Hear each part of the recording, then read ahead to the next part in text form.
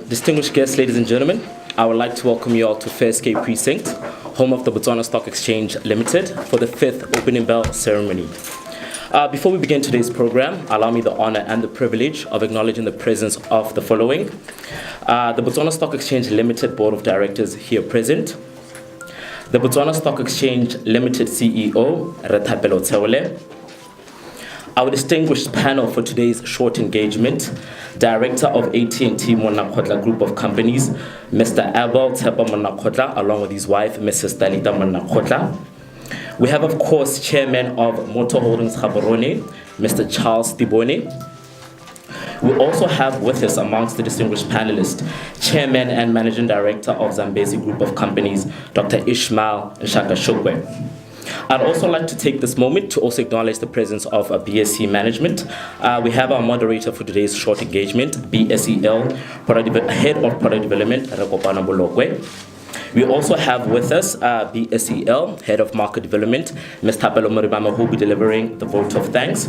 I'd also like to take this opportunity to also acknowledge the presence of the brokerage fraternity. I think I saw Rematsake, CEO of Yumara Capital Securities, amongst with us here this morning. I'd also like to acknowledge the presence of BSC management and staff, members of the media, members of the public, distinguished guests, ladies and gentlemen, a very good morning to you. A very good morning to you.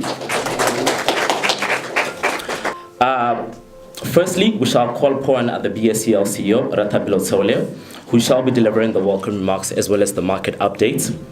Henceforth, at 9:55, we shall have the official bell ringing, which shall be done by the BSCL CEO, Rathapelo Tseole, along with our distinguished panelists. At 9:56 to 10 o'clock, we shall have the photo opportunity, BSC management as well as our distinguished panelists. And then at 10 o'clock to 10:30, we shall have the short discussion, which is why we're all here today, which will be centered upon the current economic landscape, challenges and opportunities around family-owned businesses. This will be moderated by the Head of Product Development, Rakopana Bolokwe. And then at 10:30 to 10:40, we shall have the vote of thanks, which will be delivered by the Head of Market Development, Ms. Thapelo Moribame.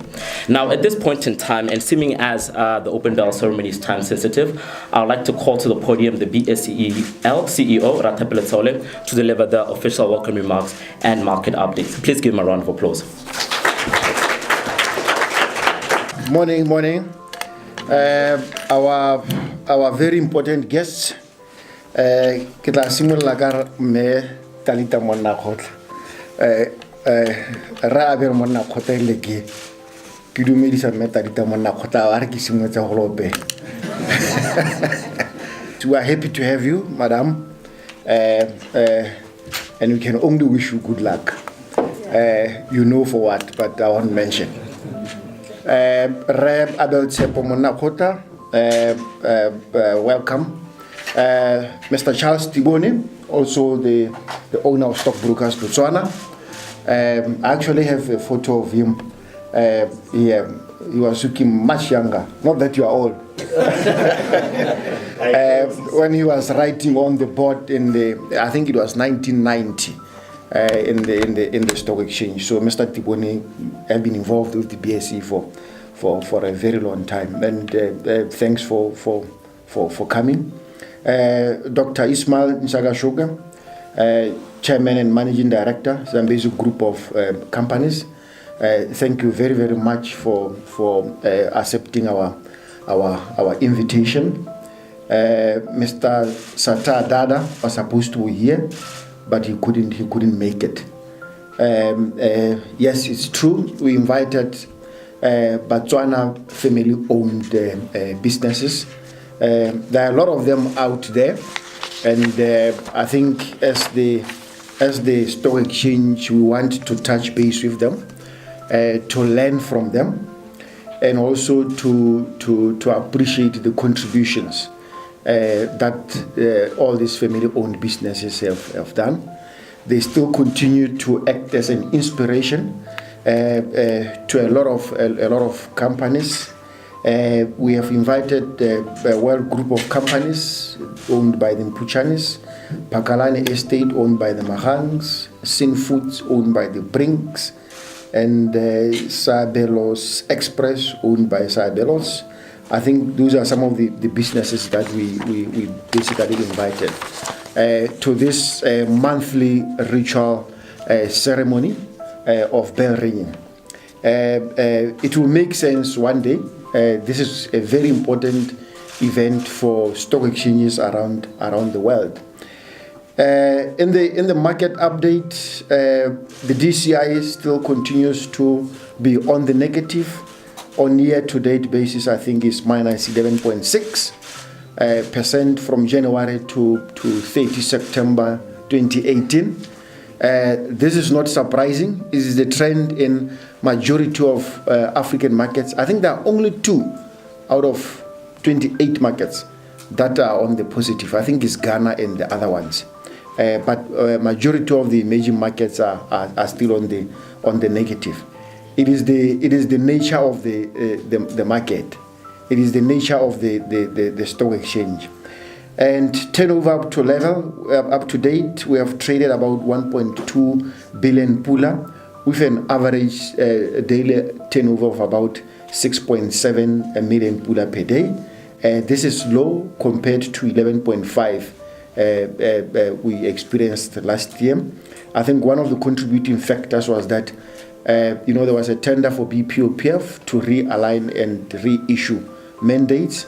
I think when that happens, the fund managers tend to hold on their portfolios. And also when the market is going down, you tend to hold on the stocks and not to buy on them. So that is why the turnover levels are still down. The domestic market cap, the size of the stock exchange, more especially companies that are listed on the BSE, doing business in Botswana, is 39.3 billion pula, but the total market cap is about 410 billion pula, which is a significant number. The bond market, there are 44 bonds listed on the BSE, I think as at 30 September, and the total market cap for bonds, government bonds, is about 10.2 billion pula, and corporate bonds is about 4.9 billion pula, and together they make 15.1 billion pula worth of instruments. Our argument is that government still needs to increase its borrowing in the domestic economy because at the level at 10.2, it is still small to be able to increase or to develop the local debt market. So the ideal or the correct number, it should move to 15 billion pula for it to have an impact in the domestic bond market, because the importance of government borrowing in the local economy, not in China or anywhere else, is in such a sense that it is in the best interest of government in that it will develop the yield curve, and corporates will use this yield curve to issue more debts. And when corporates issue more debts, the local economy will be able to develop because entities can access cash. We have seen improved liquidity in the bond market. Last year, as of 30 September, we traded about 268 million. This year, we have traded about 1.2 billion pula, which is a great improvement.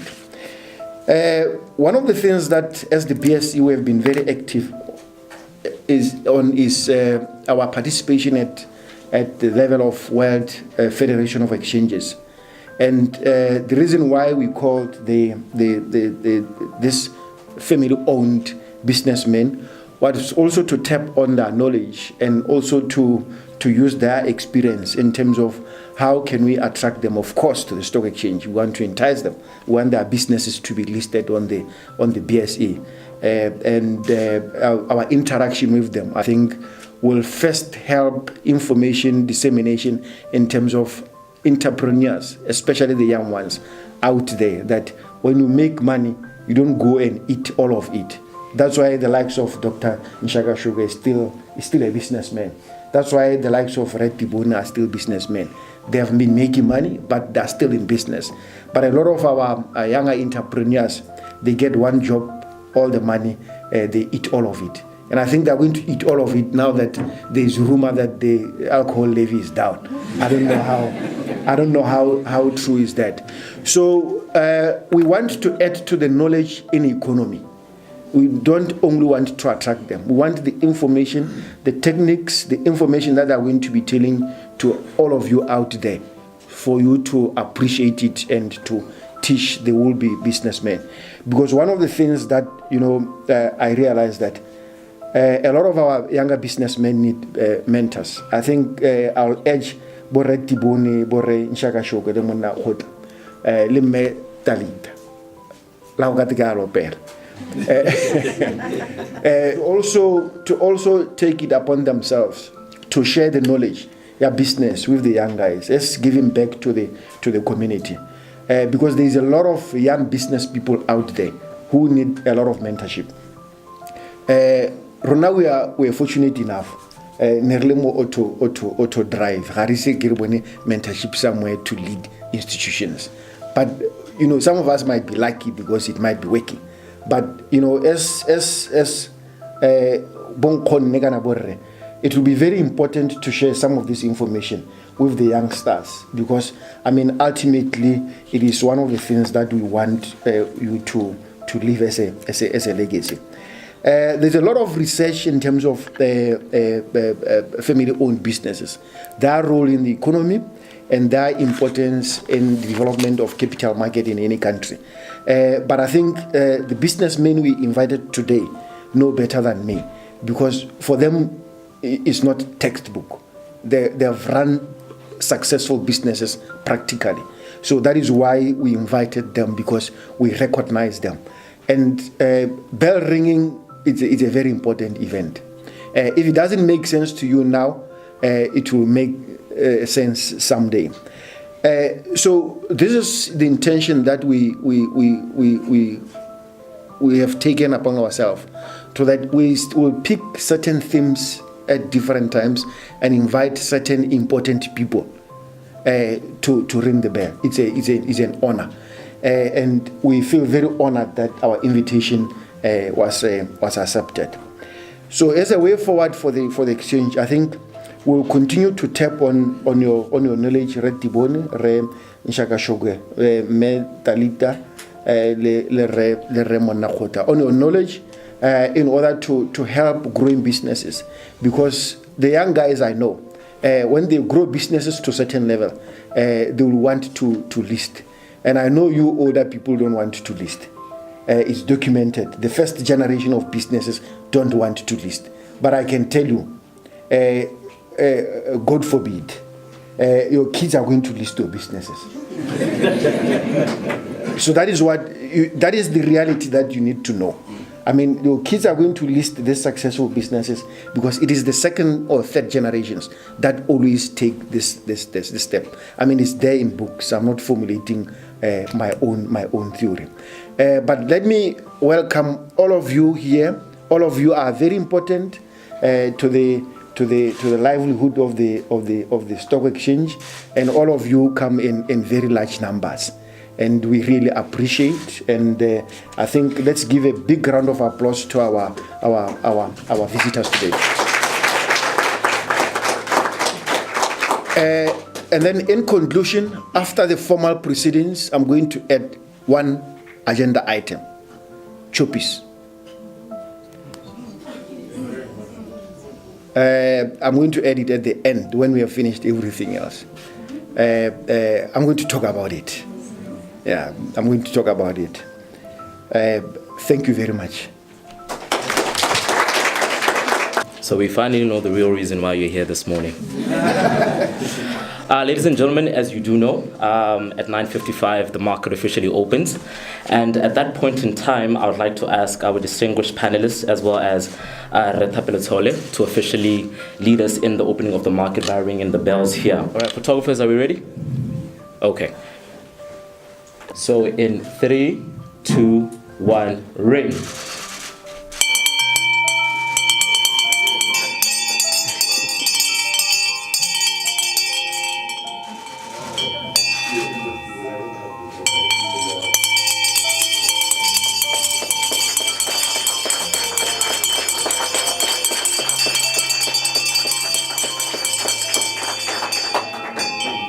At this point in time, I'd like to call to the podium the moderator for our next action item, Re Kopanoboloko, who is the head of product development, and he will be moderating the short engagement. Please give him a round of applause.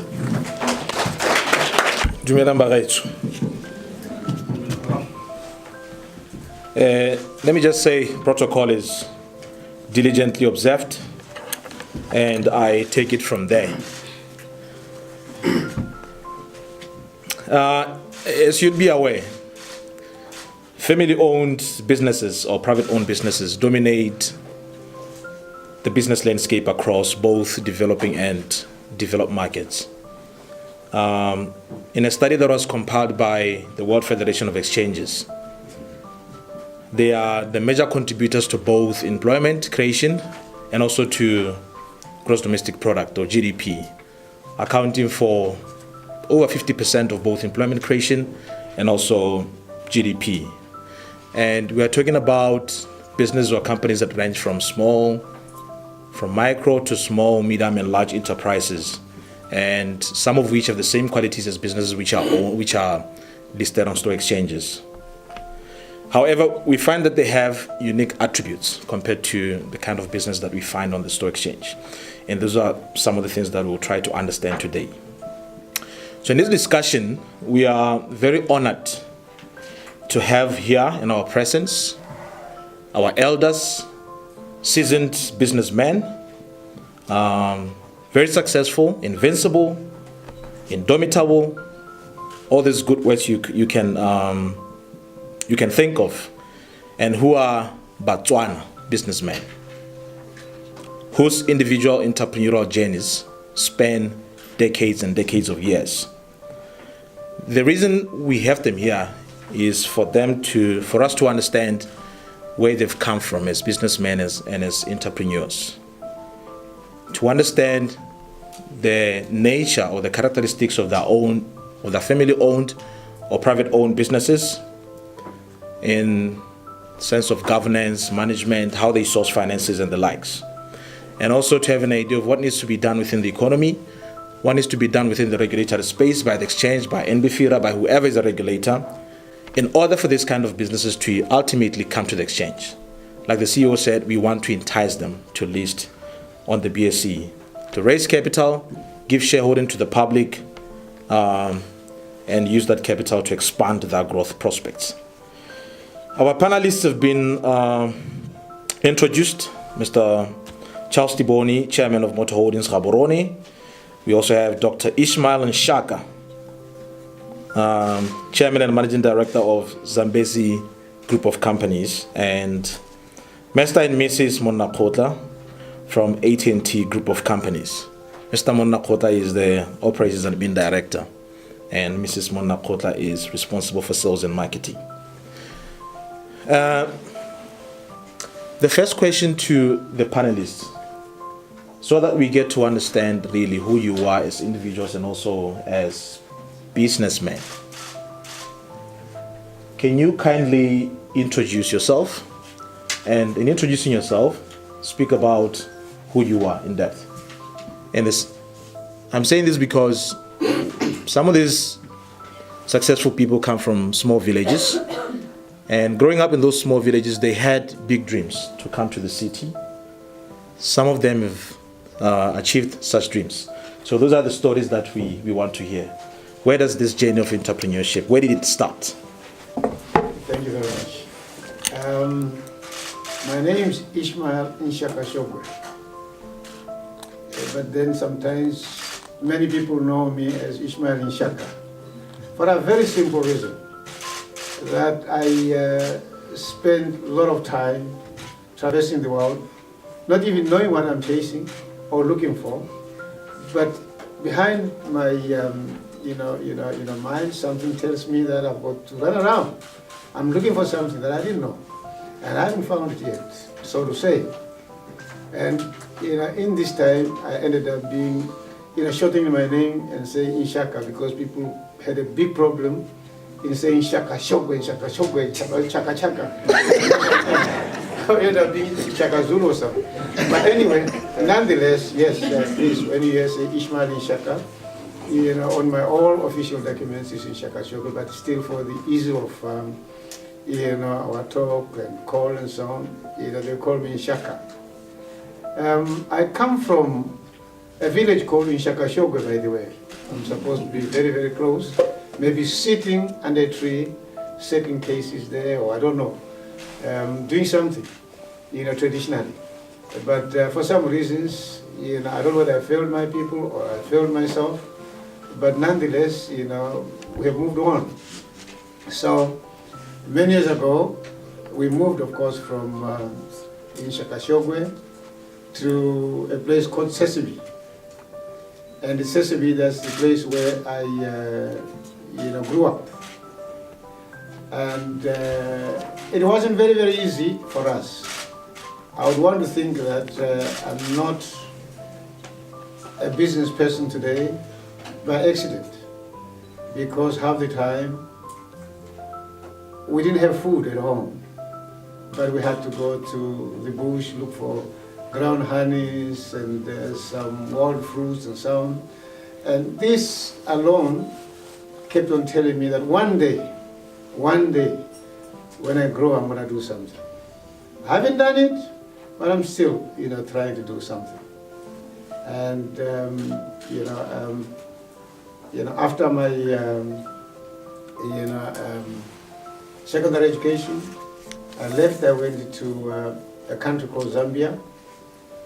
By then, it was just getting into North Rhodesia. I mean, from North Rhodesia, Zambia, and I went to school there. When I finished, I was supposed to come home, but I decided no. I want to surprise my parents. I want to surprise my mother, who actually suffered, you know, with us for a long time. You know, I want to go home driving a car. And indeed, when I came back home for the first time, I was driving a car. But again, these are kind of things that one would think is by arrangement of God. Yes, I joined a group called Londo Group. And Londo Group,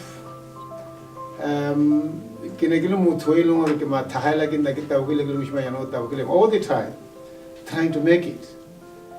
I worked for Londo Group, which also gave me a lot of you know, in-service training. And from then, you know, I was transferred to Tanzania. I worked for Londo Group in Tanzania. And later on, to UK as well. I worked in the UK for some time. And I did also a little bit of, you know, business studies in America, Pennsylvania. I came back to Zambia, and I felt so comfortable. I said, I think this is my destination, this is my place. I wasn't going to go anywhere, because I was happy, I was comfortable. But still, one would think that I had not forgotten that I want to do something in life. But I had this fear to say, if I've got a good job like this, and I get, you know, back home, where do I start? What am I going to do? If I don't get a job home, you know, back home, what will I do? Maybe by the time I come back here, my job will have been taken by somebody else. So it was very difficult. It was a big decision. But at some stage, the gentleman next to me here, he might not remember, at the formation of our you know, defense force, he was quite instrumental, you know, particularly him and the founder, you know, late Merafi, and Rekola Hubi and so on. You know, they traversed. But I remember one day, one general, Masheke in Zambia, who knew me very well, he said, Banshaka, you know, there's your homeboy coming in and he'll be staying at Intercontinental Hotel. Maybe you would like to meet him. And that's when I met the late General Merafi. And we became friends for a long time. And at the end of the day, he convinced me, he says, no, man, you can't be here. You know, you must come home and join the army. I started getting encouraged a little bit. I said, yes, at least I was something that when I get home, I'm going to do. And when I came home, really, I was coming to join the army. And after a serious, you know that serious decision, between where you are and where you don't know where you are going to. Final, I decided, yes, at least I'll have something to do as I get home. So I came back home in December 1979. And upon arrival, looking around, I saw a gap and a lot of opportunities. And I went back to General Merafa and said, "Say, can you allow me to contribute to the economy of the country from a different angle?" He says, "Hey, Uskana Mshangwe, I brought you all the way, and now you want to disappoint you. You behave like an unbeliever." That's true, eh? He was a good friend of mine, though, and a very good man. Yes, I begged him, and finally said, "Okay, no problem, do it. But the doors are open for you if anything goes wrong." But with that, I started business, a small business, called Overland Motors in Broadhurst Industrial here. It was not easy. But I made a friend of mine also who is late now, who is called Timon Monga. And Timon says to me, "Now that you've come back home, you want to start business, do me a favor." I said, "Sir, what must I do?" He says, all the cars have got reverse gear, whether it's a truck or a small car. But take out that reverse gear. Just move forward. Don't look back. Don't reverse. And I was wondering what this man was talking about. And indeed, I started business and I've never looked back. I've been just moving forward. At one stage, it was difficult. It was tough. And, I went to him again. I said, "Hey, he says, "Ishmael, you never lie to anybody that you are not going to bump into problem, or you're not going to do anything, or you're not going to throw in the towel. But if anything, rest but don't quit. Go ahead. You don't have a reverse gear. How are you going to go back?" And it was quite an inspiration. And I continued. And we've been running business, starting in the motor industry, and later on in general servicing and international trade. And we found ourselves forced also to divest a little bit. We moved into property development, and having moved into property development and motor trade and so on, like it's not enough. Again, we saw some openings and opportunities, and we moved into defense and security logistics support. Just supporting. At the armies of this region. So I've been working with the region, and to date we are going on. We haven't made it. We are still, at the bottom of it all, but we believe we want to get somewhere. And sometimes you find now when you are honored to be sitting in front of this power pack, you don't know how, the chief and his team discovered us, because I thought I was always incognito. But we appreciate and thank you very much for bringing us, to this, forum. We are running business, and we have got, of course, as we continue growing, we, put together, some structures as it is required, where we have got, people from outside and also local, who are informed, who are guiding us, who keeps us going, who keeps the wagon moving, and we're there. Thank you very much. I don't know if I've introduced myself, but then we'll talk as we go along. Yeah, a round of applause for that.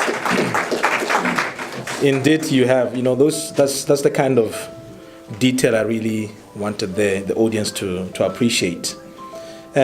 Moving on to Re Charles Diboni, also to give us detailed introduction about himself. Re Diboni.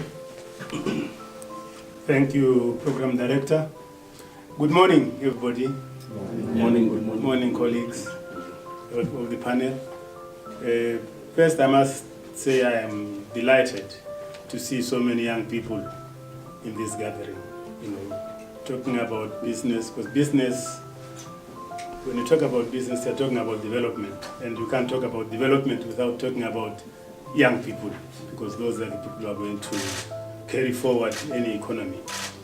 Well, I come from a village called Zwenshambe, very small village, about 2,000 people only. And I was lucky in that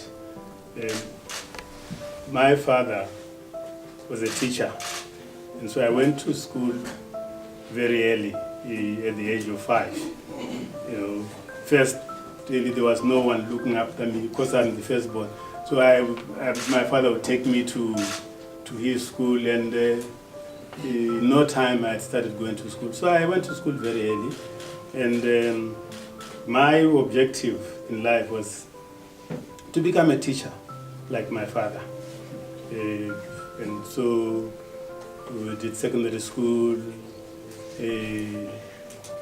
university education, hoping that I was going to become a teacher.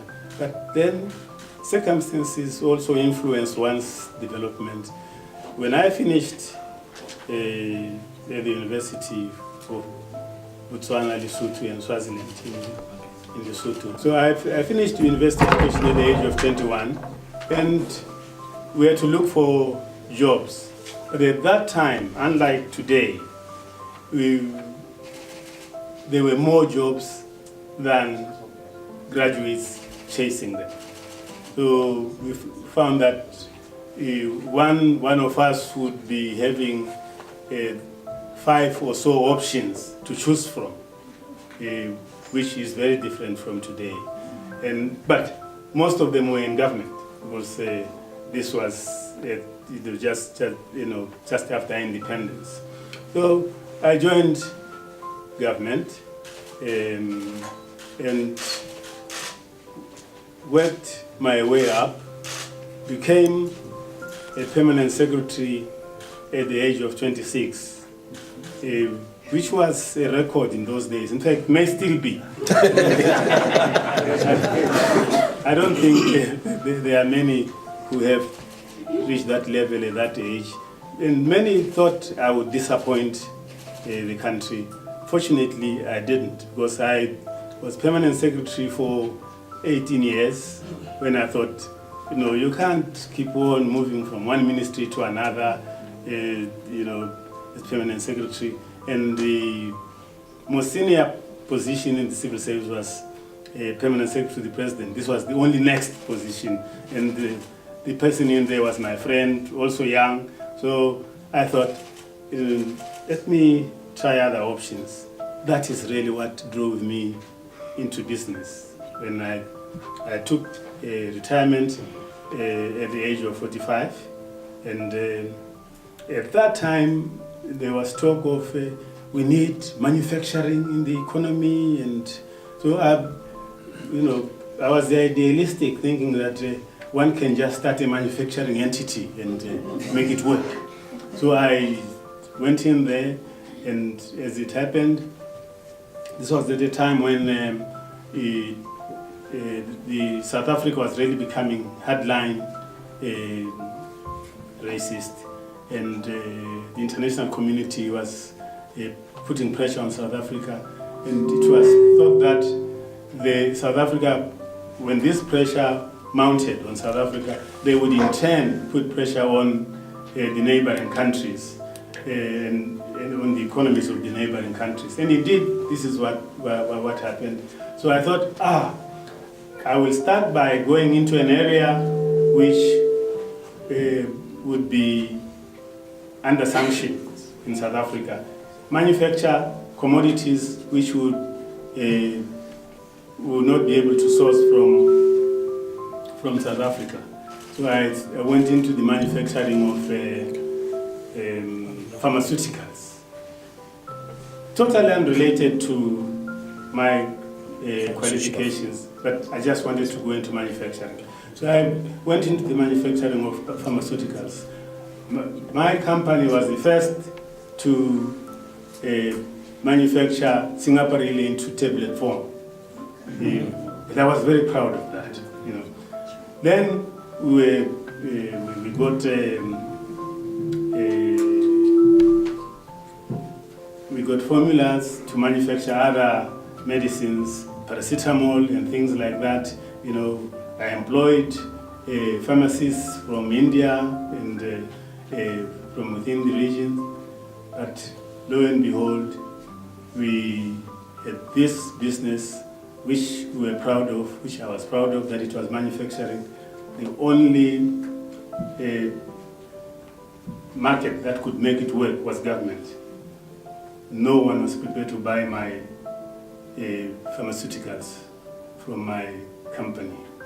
We went on for 2 years tendering, and we were only tendering in November for these things.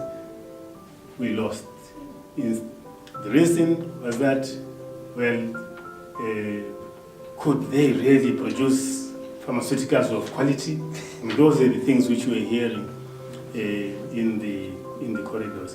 But when we looked around, because I went to places like India and Zambia to look at their pharmaceutical factories there, they were just like ours. But in India, some of you may know, and this is not meant to be derogatory. I retired from government. I was permanent secretary for transport and communication. My minister then had been invited to open or to launch a motor trade business, which was owned by Lonro those days.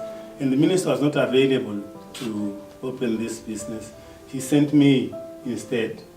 And I didn't know that 2 years later, this business would be available. And coincidentally, as my pharmaceutical business was going down, I was looking for options. Lonro was selling Motor Holdings Botswana.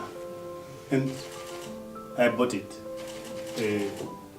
Together with another partner, because I couldn't raise the funding on my own, but as a joint operation, we bought it. And so a business which I had opened in 1992 as a government officer, I was now owner in 1994. And this is how I became owner of Motor Holdings Botswana. And some of you may, well, I've cut the story short because I had been in the civil service, and after I bought this business, I worked for 10 years as managing director, and then I joined politics, and I became minister, the Ministry of Finance as assistant minister, Ministry of Mineral Resources as minister there, and Labor and Home Affairs. So that is my total experience. But in business, I have observed that as a family-owned business, you run into lots of challenges. First, there's just the resistance that as a small business, can they really provide good service? There's that reluctance on the part of market or the market to accept you, and this is what you will always meet in business. And we have had to face the challenge of proving ourselves that we can provide a service out there. We can be owners of a franchise in Botswana and compete with other franchises which are owned by better resourced people.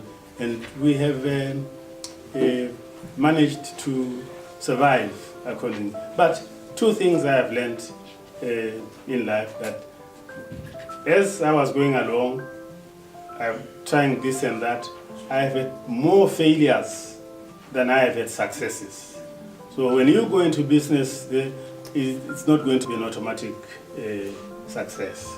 So it's from those failures that I have learned to survive.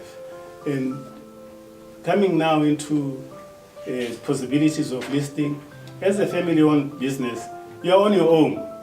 Like I discovered when I went into pharmaceuticals, no one was prepared to look at my product. You're on your own, So when you make a little bit of money, you husband it such that, when a problem arises, you are not found wanting. So our objective, therefore, has been to grow the balance sheet, so that if banks don't support us, if government doesn't support us, at least you know that you can survive on your own balance sheet. And this has been the objective which has kept us going. And we are here. The challenges will always be there, of course. My final point is that, yes, the point which was made by Mr. Bolope, that family-owned businesses are really the backbone of the economy. Most businesses start off as family-owned businesses. But here you find that there is a perception that family-owned businesses are not like real businesses. They are junior, they are inferior. And there's emphasis on FDI, foreign direct investment. I'm therefore very happy that the BSCL has seen it fit to invite us and focus on us as entities in the Botswana economy, because this has not happened before. The focus in policy and in practice has been on investment from outside. Yes, we need that investment from outside, but the core, the backbone, the lifeline of the economy is your own people. And until and unless we support our own people, particularly those who are struggling out there in the business, then we will always find ourselves wanting, because those which come from outside when our economy goes down, they will look for other options. We have nowhere else to go but here. So our businesses should be seen as assets in the economy. They should be seen as national assets, and they should be supported to the extent possible. Sometimes support is not just money, moral support. Because I've never had access to any government loans or to any government schemes. We just survived with, what we had. Of course, we borrowed from the bank, but largely our resourcing was from our own means and from the banks, and not relying on government, because you can be sure that that will always be there. Whereas if you depend on your own resourcing, if you conserve what you are able to make, then the likelihood of you continuing to survive becomes that much, stronger. Thank you. Thank you. Thank you. My name is Talita Monna Khotla. I used to be Talita Senhuto first. I'm from Hukunzi village. My father was a teacher, my mother was a business person. Even now, she was a politician. She was a councillor.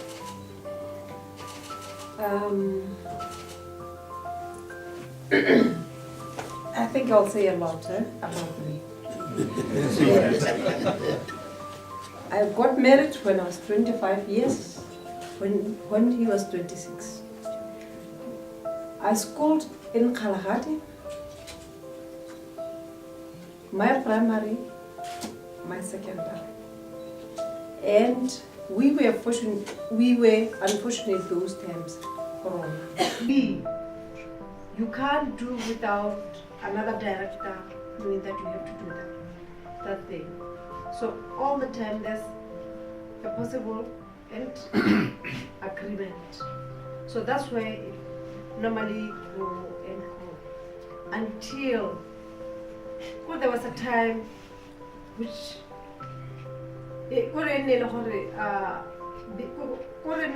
business, but it was economy.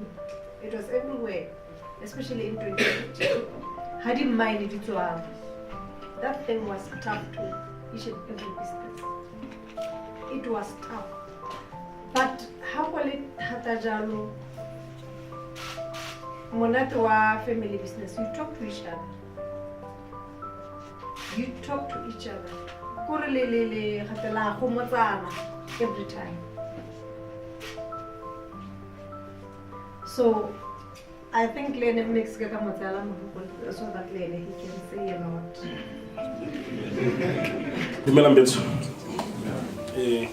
I think she has said 80% of what I want to say. My name is Tsepo Abel Monakota, or Abel Tsepo Monakota. As much as you understand the name, AT&T Monakota, it's Abel Tsepo myself, and Talita Monakota. That's the name of the company, or the companies, they surround that name. What I want to say here to this audience is that sometimes it's very easy to start life together, very easy. Sometimes it's a bit difficult, I get it. I think we are blessed with the easy part of starting life together. At the age of 26 years, starting together. But professionally, I'm a telecom and electronics engineer from UK. I studied clinical Bentama Primary School, Lesedi Primary School. I am a child or a grandchild of immigrant workers from Mafikeng. I agree, Botswana used to end in Ukimba before independence. We are the Botswanas from that end. So we are migrants and we are basically Gaboronians. When you come from outside, you land in Gaborone. You become what? Gaboronian. So don't mistake me, I'm a Gaboronian by all that you make. Because my parents were migrants from Mafikeng. Post that time, but at the time we started business, we started informally like anyone else in 1998. And we registered our formal business in the year 2000, July. That's AT&T Transport. I'll take it through chronology. 2004, we went into AT&T Travel and Tours, which is in the travel and tours tourism sector. And then we grew it into air tickets in 2006. And then we went into the finance sector of the business, which is when NB started, where we did cash loans and we are doing Forex currently. And then we went into the rentals and shuttle services in 2009. And then around 2012 or so, we went into real estate in a big time. Real estate, those are the malls. But then the issue I think that you should be interested in is why are we not listing? I get it should be a point of interest. I know they ask this question. I happen to attend the same church, Lutheran Church. So the question of why we are not listing, basically I think it's mostly that we strongly believe we haven't reached that point. And what is that point? That point is determined by the requirements that listing again. In most cases than not, they will want your 5 years pure profit making kind of trail requirement. But it means you have been profitable for some time. Is it 3 years or 5 years? Yeah. So in family business, you do what you call cross-subsidization. I think you understand what the business studies. You basically take money from this side of the pocket into the other side of the pocket. And in corporate governance, to some extent, it's called intercompany loan. Those who have done finance. So you get used to that. Like Mama Nakota, what she's saying is that when you experience an economic bubble or trouble in economy, sometimes that might not be your own trouble. It's caused by microeconomics, I get it. You tend to find a means of surviving that. And in most cases than not, I think he said it in one way or the other, Or you source your own money from internal for you to survive. I think Naren Shaka has passed through that as a family business. So yeah, no, some of these things, you're going to find that when you go into our businesses, there's a lot of intercompany loaning. Because you are in control of these companies and they are your brainchild in most cases than not. And you want to make sure that they survive, I get it. Yeah, so you do this intercompany loaning and for the other business to survive, depending on whatever, whichever one falls into trouble. So the requirements are listing laying. I think I'm happy to note that there are other instruments that they are introducing. The junior boss and all those kind of CPD weighing, all those listing instruments that are there, that they're going to be put into the market, or they've been put into the market. When I listened to my other panelists, I realized what they're just about to list psychologically, because I was gauging them. So if you kept on watching me, I kept on pulling back and saying, okay, I think he's ready. I would say that as somebody who said the next generation would be the one, the next vehicle to take us to the next level, I think he was right. Because you saw, as a founder, a pioneering business person, for you to leap into the next level, it takes a paradigm shift. Could you really need to put everything aside and go into that? But when you look at your trade, where you are coming from, you are afraid of failure. You understand? You don't want to take your company to the next level and find that, oh, I made a mistake of my life. So I'm back to where I was from, where I started, a non-business person, again. So I think our duty, even ourselves, as we transform our business, we all want to list. We have seen benefits of listing. We have seen that you are able to actually attract capital into your business and you're able to grow your business. It wants a little bit of dilution of your psychology from where you are coming as the pioneer. And that dilution, where do you get it from? From within the family. The kids, I get it. I know what they might be there. Maybe they will influence them what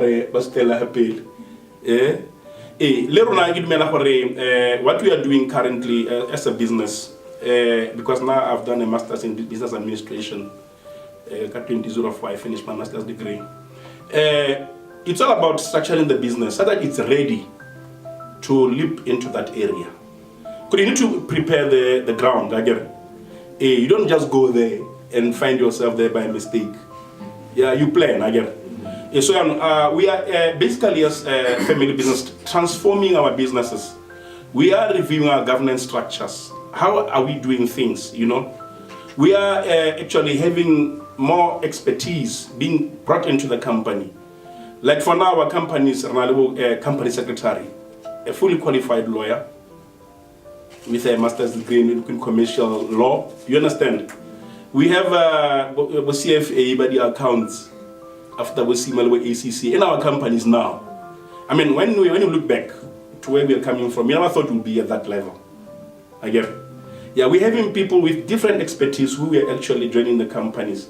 But the problem that I know what we are going to actually face in no future term, in a very short term, okay, the collision of ideas.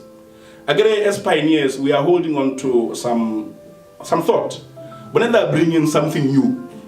So you see now, when we are still in the business, Rona, Relebo, the pioneers, as the directors, as we call ourselves currently, we might be stifling the business because it's not able to grow. Because those other people who are bringing to the business, they have new ideas and want to take the business somewhere else. Well, now we are resisting. So you need to break that kind of thing. And then what we are saying is that we are going to be actually removing ourselves, creating a board of directors, a real board, putting other expertise into the board, getting out of the day-to-day operation. I shouldn't be going to work anymore per se in the next 2 to 3 years as we transform. So how do you allow a group CEO to be able to run this group professionally again, and you get the rightful advice?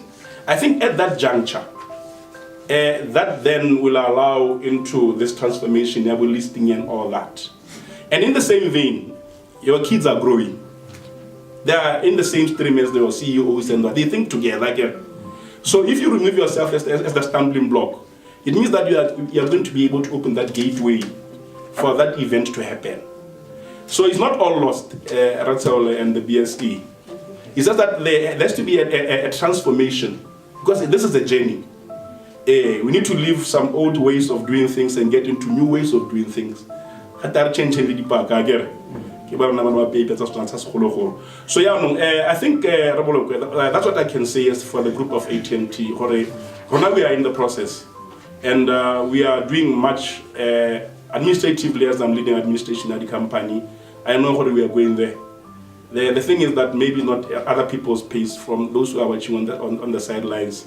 Maybe they want the to be fast tracked, but don't forget that fear of failure. Again, thank you. Thank you very much, Raymond Lakota. That was quite comprehensive, very comprehensive. Maybe the last words from Dr. Nshaka, particularly about the possibility of listing, and especially should you close your eyes and God forbid, can you give us an idea of when you are going to bring your company to the market? Thank you very much, Master of Ceremony. I know time is not on us, otherwise I would have wanted to say more, but also my colleagues have said it all. Probably, I wouldn't say stolen, but taken my words. I was going to be shared with you. But indeed, what they've said is exactly what it is. Going by, in brief, going by, the theme, as it were, or the actually, heading, as it were. Indeed, it's true what my colleagues have said, that we've got challenges as a private or family-owned business. And it's really our challenges centers on one, need for raising capital. Now, when you talk about the need for raising capital, obviously there is the financial institutions who are there, and they look at you and say, he's the founder, he's the person, and he's growing, no doubt, but what happens if he closes his eyes? So they become a little bit scared. They don't want to help. And then also, like both my colleagues have mentioned earlier on, there is a question of,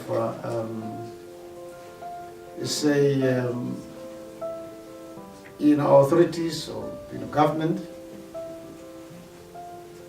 who would be there also to assist, as they've assisted in the past, when they came up with the idea, which we championed in the olden days under high-level consultative council of seeding GPOs. There is a need now that the government comes up and say, infrastructural projects, for instance, and which is a very good thing. They say, in a private sector, or ourselves, as you say, family-owned businesses, we should be able to participate. And there will be a question of certain percentage, whether it's 30% or 20% participation. Now you are talking of 2-3 million, billion project. Where do we find this money? How do we participate? It's very difficult.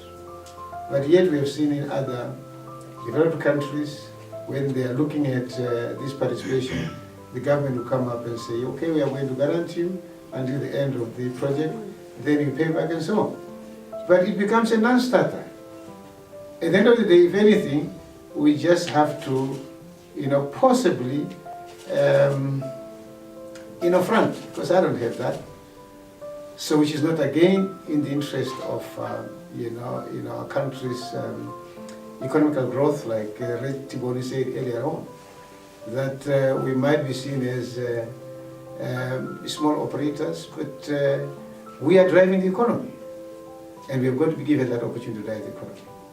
So with that, really, I found this to be, our challenges. But of course, there is also, in our, at our level, as private businesses, we always have that fear of letting it go. The business that we've started, which is operated, and the family, tradition, and all of a sudden say, I'm bringing, outsider to come and do it. I'm glad to hear that Ray Munaputa is saying, yes, we are doing it. We've been doing it as well. Of course, we're not alone, but it's very encouraging to listen to your colleagues and so on, and also maybe, instilling, confidence. Because I've been running this business, I've studied the business, I know how it works. Why would I have to bring these expertise to come and change and do things and so on? So which becomes also a problem. But also, another fear that we have, which is a challenge in business, is losing of control. Say I started the thing, I've driven it, I do what I want done, and I want to see these things done. I don't want to, fail. Maybe somebody is going to fail me if I have to pass it on. It's a problem. But yet, getting back to the question of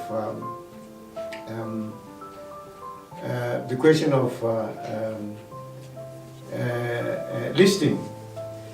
Listing is something that we all have been thinking of. Believe me, in my small business, I don't even know why. I've been approached by so many people say, why don't you list your company? Why don't you? Because to me, we are very small. And to me, we haven't reached that stage. But of course, Raymond Nakuta said, when, we don't probably know when we're going to reach this stage.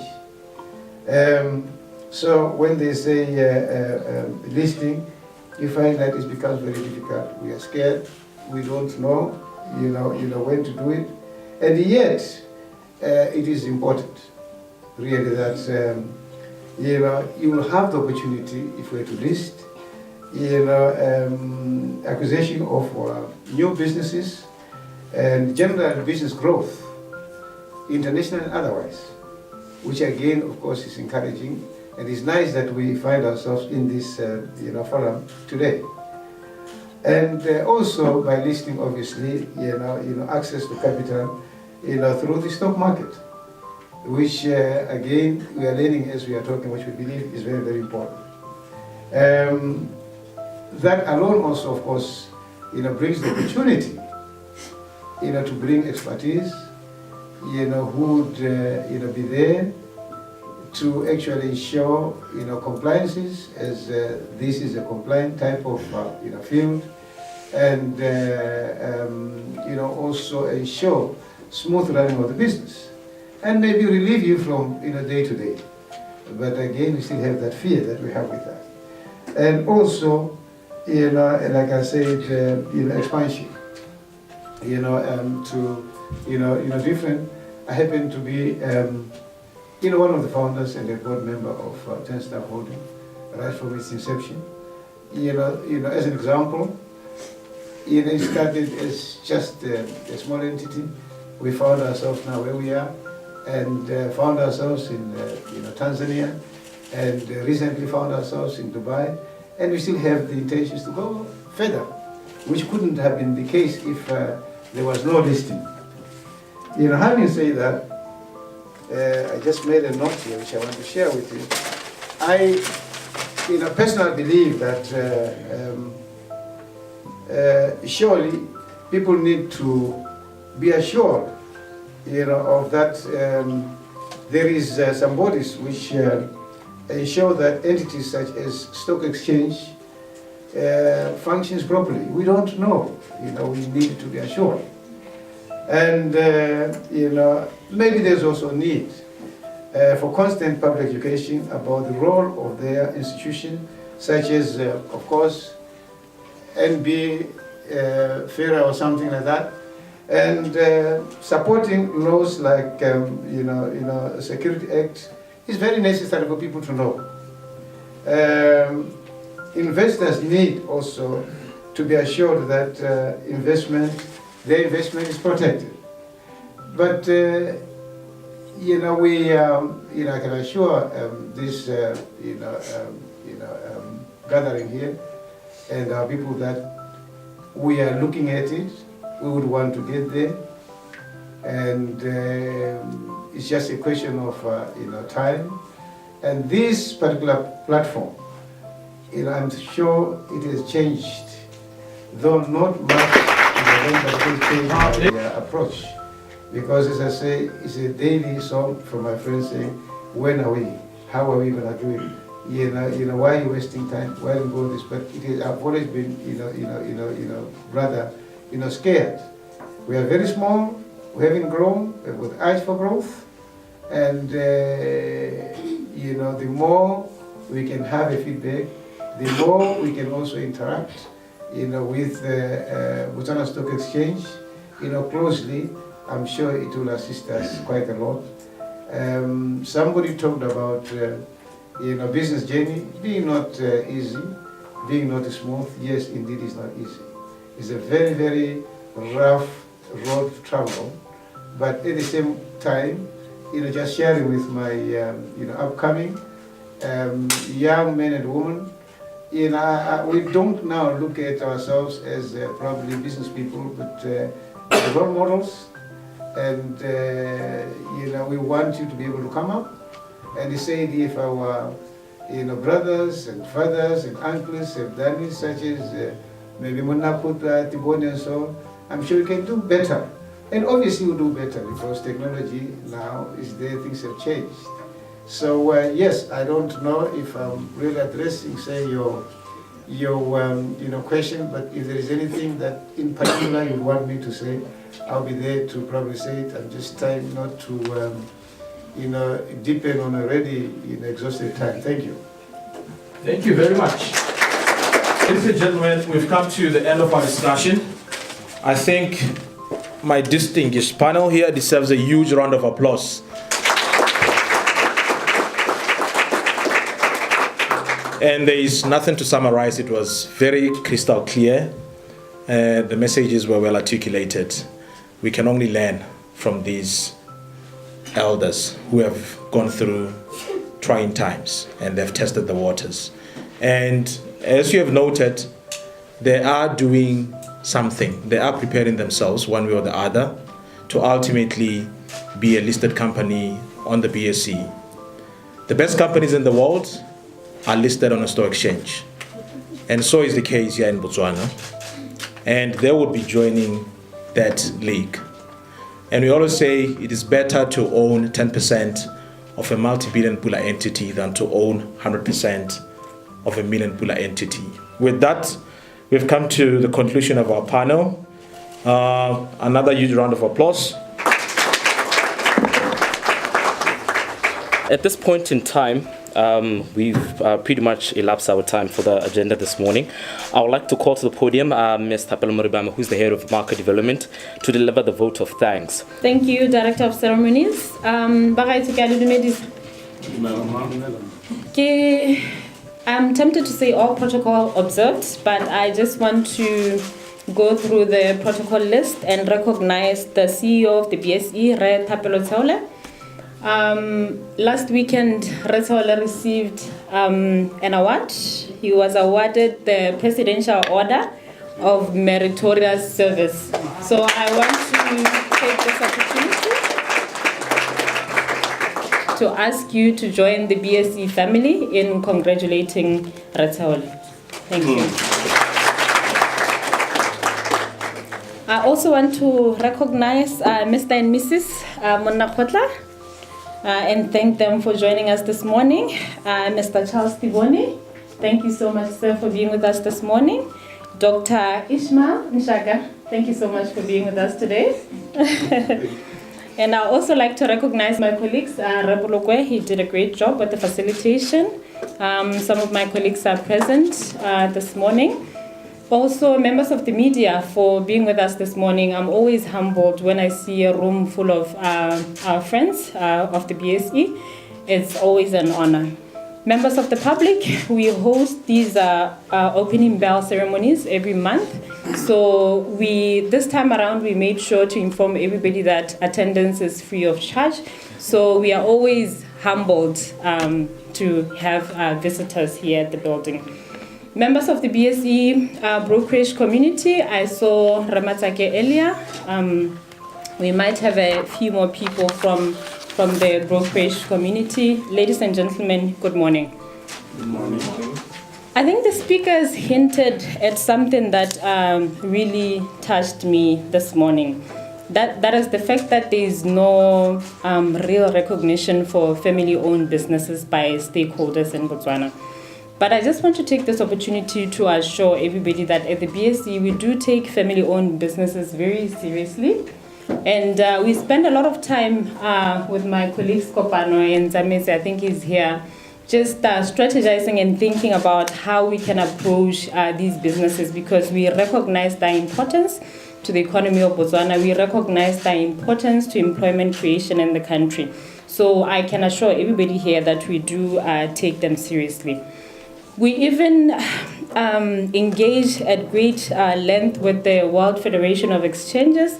I think this was mentioned very clearly this morning, because we try to use the vantage point in terms of understanding the dynamics around these businesses. But I think from this morning, the message is quite clear from our panelists here. It is not easy running a business. That's something that everybody has to take home today, especially young people. So it doesn't really matter what your circumstances are. I think all of the speakers highlighted that story as far as how they grew up and how they started their own businesses. So it's very important to learn from that. So it's very clear that you meet challenges along the way, but it's all about how you handle those challenges, how you prepared you are for those challenges. I think Retiboni talked about the importance of hard work. I think, in fact, all the speakers spoke about the importance of hard work. And there was also mention of the importance of, saving for a rainy day, because as a business person, you never know what issues will arise on a day-to-day basis. There was also a mention of the importance of education. I think I heard this one from Retiboni's presentation. He mentioned how he started, how he was very fond of education. And at the BSE, we take education very seriously, in the sense that we try to engage even with tertiary institutions just to get the message across, and the fact that we want to see a change in curriculum. So this is something that we take very seriously. So I can assure everybody at the BSE, we're going to ramp up education in terms of engaging with our stakeholders at large, be it investors or companies at large, because we want the message to be clear. There is value in listing a company. I think we all know most of the listed companies around Botswana. We know how we perceive them. We know them, we recognize them easily because they are listed on the exchange. So what we are saying is, as the BSE, really, we care about companies realizing their growth potential. So for any company that wishes to raise capital, we are available. If you want to diversify your ownership structure, if you want to give your customers or Botswana at large a sense of ownership, we are available.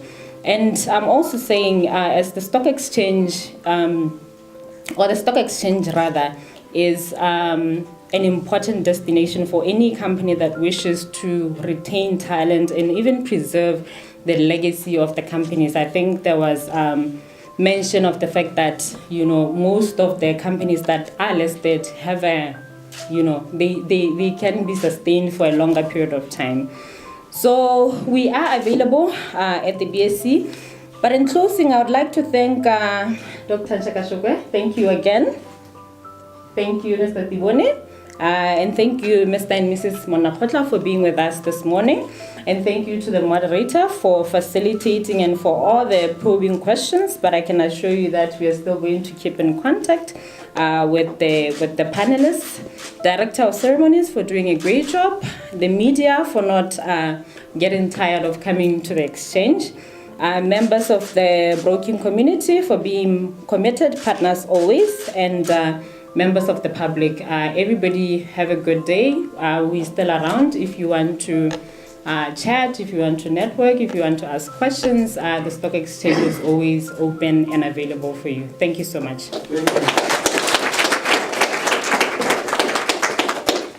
Thank you very much, Ms. Maribame. At this point in time, I'd like to ask our distinguished panelists to depart. I think they have more pressing matters to attend to. We thank you very much once again for taking the time out of your schedule to convene here this morning. I'm sure, just like Mama Maribame did allude to, we will keep in touch. Hopefully in about in the foreseeable future, we shall see one of your companies listed on the stock exchange.